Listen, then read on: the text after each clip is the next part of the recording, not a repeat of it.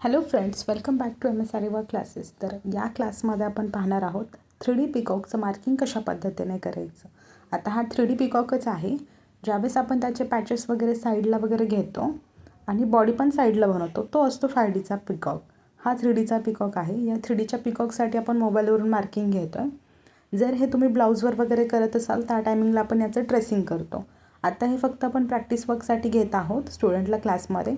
त्यासाठी आपण आहे असं छोट्या साईजमध्येच हे मार्क करणार आहे. पाहू शकता इथं नॉर्मल पेन्सिलचा यूज केला आहे. तुम्ही या जागेवरती व्हाईट कलरची देखील पेन्सिल घेऊ शकता, ज्याने की व्हाईट कलरच्या पेन्सिलला शार्प करून घ्यायचं, म्हणजे ते क्लिअर नीट असं तुमचं मार्किंग होईल. नाहीतर काय होतं, पेन्सिल जर शार्प नाही केली तर ते खूप जास्त जाड त्याची लाईन येते. लाईनच्या थिकनेससाठी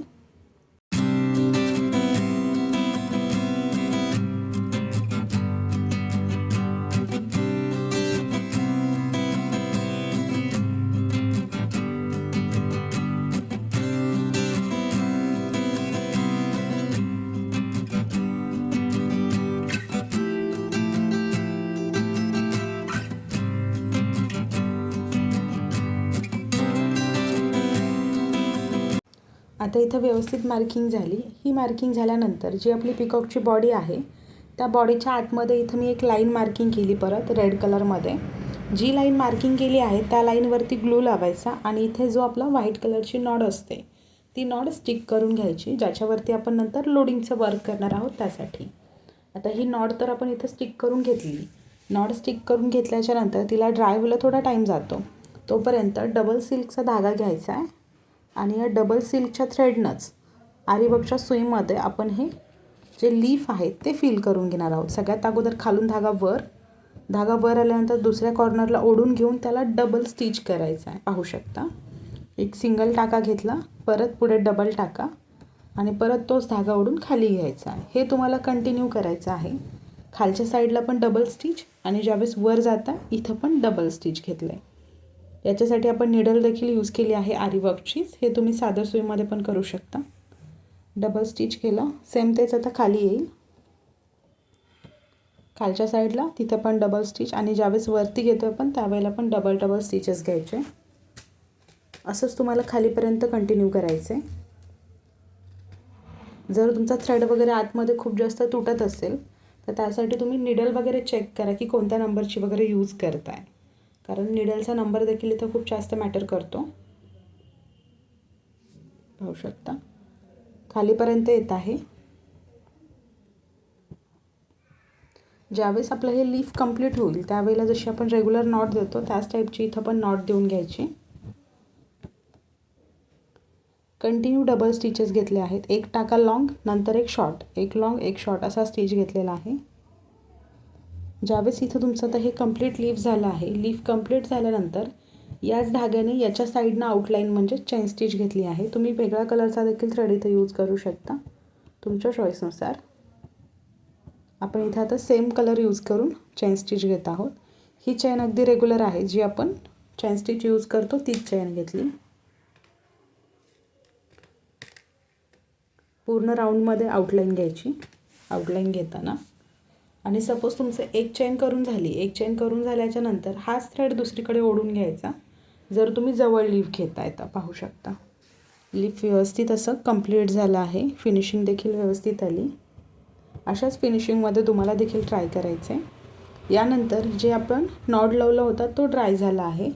नॉट ड्राय झाल्याच्या नंतर त्याच्यावर पण लोडिंग घ्यायची. यासाठी पण तुम्ही सिल्कचा धागा यूज करायचा.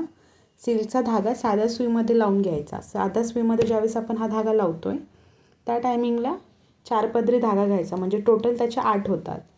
ज्या साईडला 4 पदरं येतील त्या साईडमधून तुम्हाला निडल टाकायची आहे आणि खाली 2 इंची एकत्र नॉट द्यायची. हे टाकल्याच्या नंतर एका साईडनं थ्रेड वर काढायचा आणि सेकंड बाजूने खाली टाकायचा. असं करत हे पूर्ण असं फिल करून घ्यायचं आहे या व्हाईट कलरच्या नॉडच्या वरून.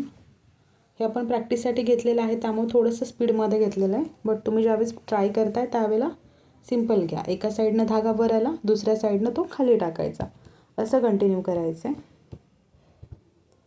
आणि हेच तुम्हाला वरपर्यंत घ्यायचं. जर तुमचा धागा आतमध्ये कमी पडला किंवा तो झाला एंड झाला त्या धाग्याचा तर तिथून नवीन धागा लावायचा आणि खालच्या बाजूला नॉट द्यायची. असं करत ते कंप्लीट करायचं आहे.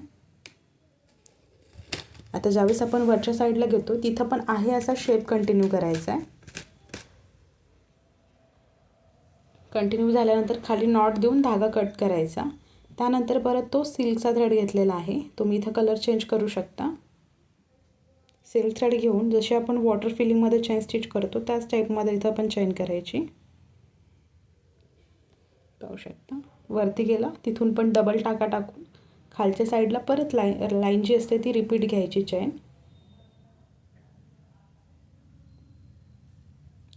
रिपीट घेऊन इथं आउटलाईन घेतली आहे. फक्त वेगळं काही याच्यामध्ये वर्क नाही होणार, तर फक्त आउटलाईन करायची आहे. वरती केली तशीच खाली जी साईडला चोच आहे तिथं पण घ्यायची आउटलाईन करून. आता आउटलाईन करून झाल्यानंतर जे आपण लीफमध्ये फिलिंग घेतलं सेम तीच फिलिंग कट बीड्सची या वरच्या साईडला पण घ्यायची आहे. खालून धागा वर आला त्याच्यामध्ये 3 बीड्स ॲड करून सिंगल स्टिच, डबल स्टिच, परत धागा रिपीट आणि धागा रिपीट केल्यानंतर परत त्याच्यामध्ये बीड्स ॲड करायचे. याच टाईपमध्ये पुढे पण घ्यायचे आहे लोडिंग. हे लोडिंगचं वर्क आहे. ज्यांनी की लोडिंगचं वर्क आपल्या अगोदरच्या स्टुडंटने पाहिलं नसेल तर तो लोडिंगचा व्हिडिओ तुम्ही अगोदर पहा, त्याच्यामध्ये डिटेलमध्ये लोडिंग शिकवलेली आहे. आता जी आपण लोडिंग इकडे घेतली किंवा जी आपण लोडिंग याच्या बॉडीमध्ये घेतली तीच लोडिंग तुम्हाला आता चोचमध्ये पण घ्यायची आहे. त्यासाठी साधारण 2-3 पदरे धागा लावायचा रेड कलरचा आणि त्या रेड कलरनंच लोडिंग करायची चोचसाठी पण, म्हणजे सिंपल साध्या सुईमध्ये. साध्या सुईमध्ये झाल्यानंतर बाकीचे जे लीफ आहेत ते पण असेच कंटिन्यू करा.